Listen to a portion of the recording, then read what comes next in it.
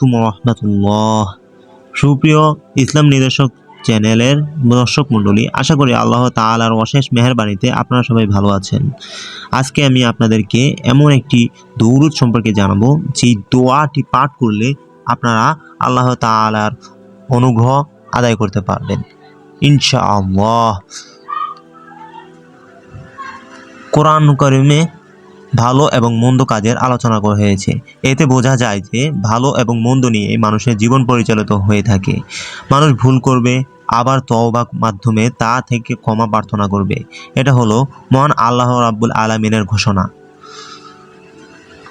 আমরা সকল সময় আল্লাহ তাআলার অনুগ্রহ চাইব। মানুষ পাপ করবে, আবার অনুতপ্তা হয়ে আল্লাহ তাআলার কাছে ক্ষমা চাইলে আল্লাহ তাআলা মাফ করে দেন। সুবহানাল্লাহ। সে ব্যক্তি আল্লাহ তাআলার সবচেয়ে প্রিয় বান্দা পরিণত হবে। এটাও আল্লাহ তাআলার ঘোষণা। কেননা যখন একজন অপরাধী আল্লাহ তাআলার কাছে ক্ষমা প্রার্থনা করে, তখন আল্লাহ তাআলা খুশি থাকেন।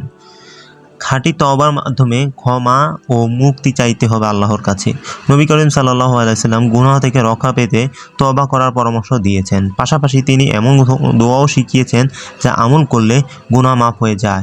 সুবহানাল্লাহ। আসুন আমরা সেই দোয়াটি জেনে নিই।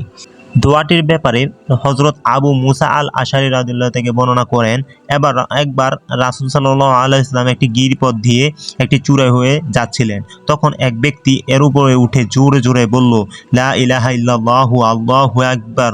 হযরত আবু মুসা বললেন, তখন রাসূল সাল্লাল্লাহু আলাইহি ওয়াসাল্লাম তার খচ্চরের আরোহী ছিলেন।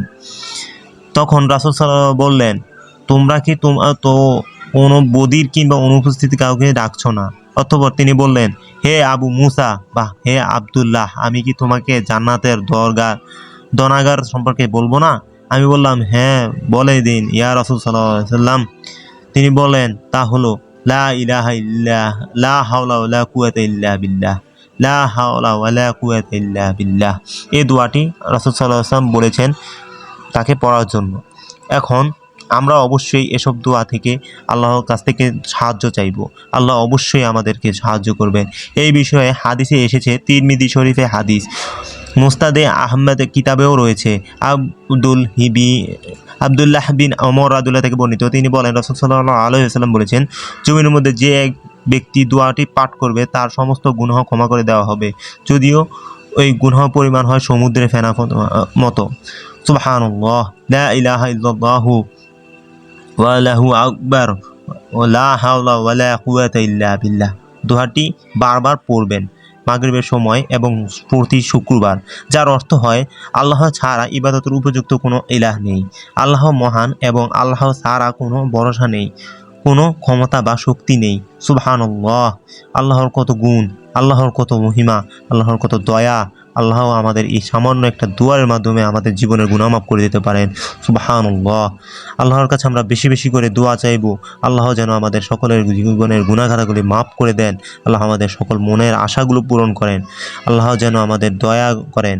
আল্লাহ আমাদের এই সকল দোয়া মাধ্যমে আল্লাহ আমাদেরকে ক্ষমা করে দিবেন ইনশাআল্লাহ।